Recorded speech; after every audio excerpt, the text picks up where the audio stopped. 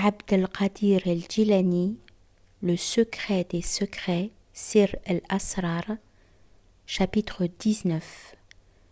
De l'expérience de la vérité divine à travers l'état de paix qui vient de l'abandon du monde et l'extase.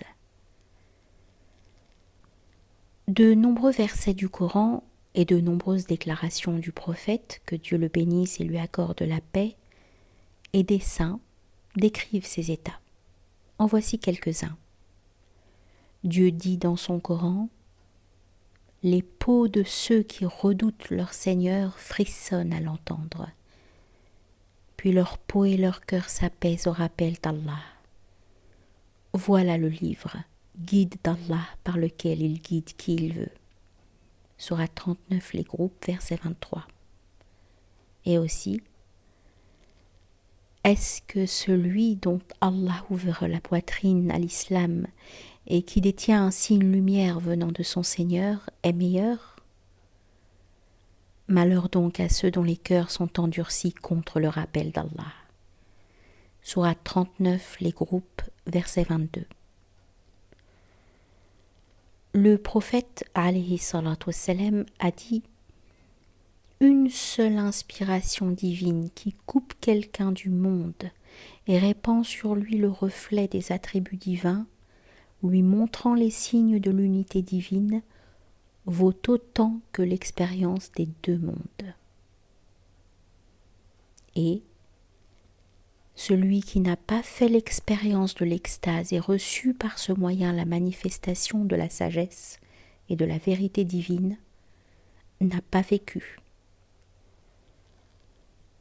Junayd, que Dieu soit satisfait de lui, a dit: quand l'extase rencontre les manifestations divines à l'intérieur de quelqu'un, il est dans un état de joie très élevé ou de tristesse très profonde.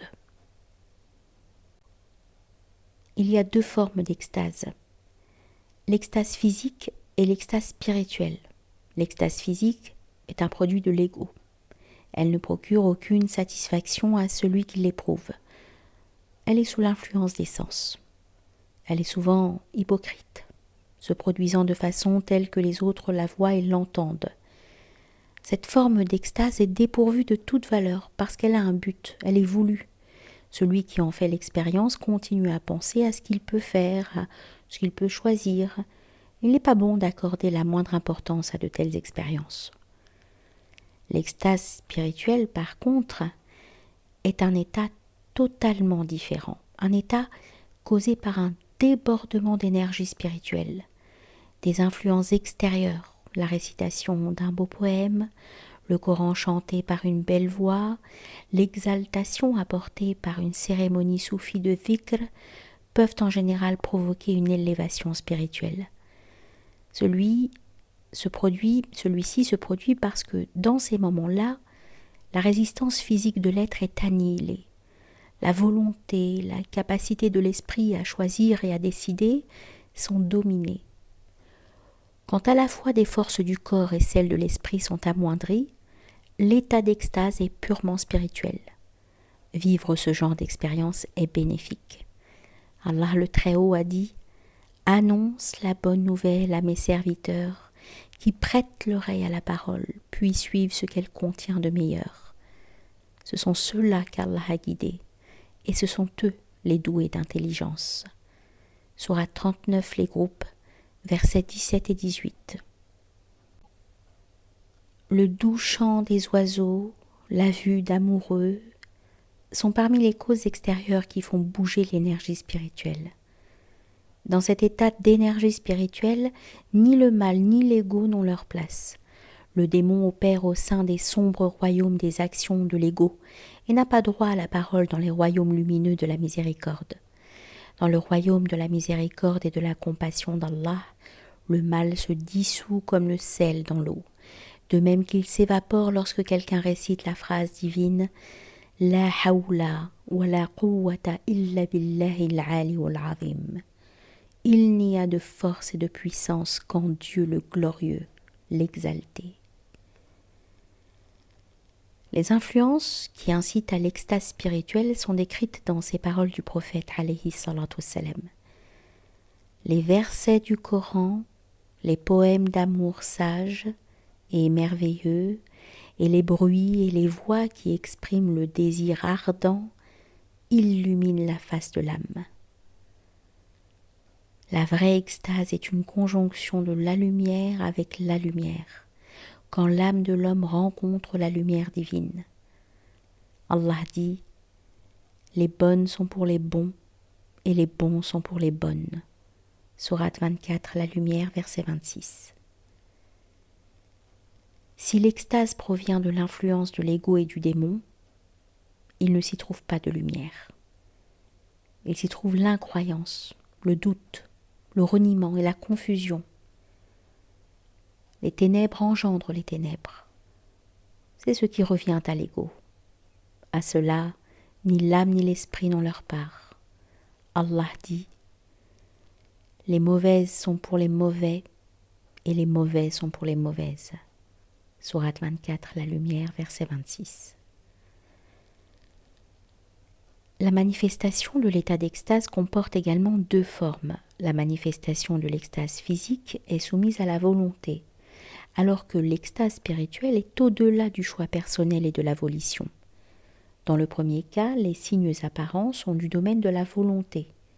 Si l'on est secoué ou si l'on tremble, ou si l'on gémit sans être sous le coup d'une peine ou d'une souffrance corporelle, cela ne doit pas être considéré comme légitime. Ce qui est légitime, ce sont les changements visibles dans la condition physique, qui ne sont pas volontaires, mais qui sont causés par un état intérieur.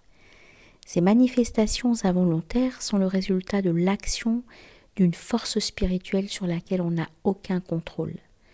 L'âme en extase prend le pouvoir sur les sens. Cela ressemble à l'état de délire que cause une forte fièvre.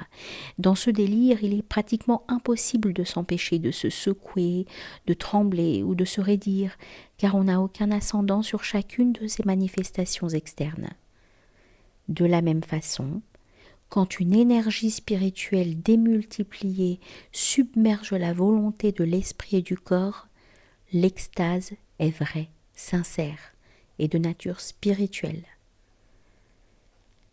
De tels états spirituels où les intimes d'Allah pénètrent en pratiquant les mouvements et les tourbillons de leur rituel sont des moyens pour stimuler et inciter le cœur à l'action. C'est la nourriture de ceux qui aiment Allah. Elle leur donne l'énergie nécessaire à leur dur voyage vers la vérité. Notre maître le prophète alayhi salatu wassalam dit « Le rituel extatique des amoureux d'Allah, leurs tourbillons et leurs chants constituent une forme obligatoire d'adoration pour certains et pour d'autres un acte surérogatoire d'adoration et même pour certains une hérésie. Il est obligatoire pour l'homme parfait, surérogatoire pour les amoureux, hérétique pour les insouciants. Et aussi, il est de tempérament méchant celui qui ne prend aucun plaisir à la compagnie des amoureux d'Allah, aux poèmes du sage qu'il chante, à la saison du printemps, à la couleur et au parfum des fleurs, et au luth et à son chant. Les insouciants pour lesquels la recherche de l'extase spirituelle est une hérésie, et ceux de tempérament méchant qui ne prennent aucun plaisir à la beauté, sont malades, et il n'y a aucun remède à leur maladie. Ils sont inférieurs aux oiseaux et aux bêtes, inférieurs même à l'âne, car même les animaux prennent du plaisir à une mélodie. Quand le prophète David alayhi salam chantait, tous les oiseaux se rassemblaient autour de lui pour écouter sa belle voix. Le prophète alayhi salatu wassalam a dit « Celui qui n'a pas fait l'expérience de l'extase ne connaît pas le goût de sa religion. » Il y a 10 états d'extase. Certains sont apparents et leurs symptômes sont visibles, et certains sont cachés et les autres ne peuvent les observer. Ainsi en est-il de la conscience intérieure et de la souvenance d'Allah ou de la lecture silencieuse du Saint-Coran. Verser des larmes, éprouver un profond sentiment de regret, craindre le châtiment d'Allah, être nostalgique ou triste, avoir honte de ses propres moments d'inconscience, pâlir ou rougir du fait du trouble que provoquent ces états ou des événements qui se produisent autour de soi, brûler du désir ardent d'Allah, tout cela et toutes les anomalies physiques et spirituelles qui en résultent sont des symptômes de l'extase.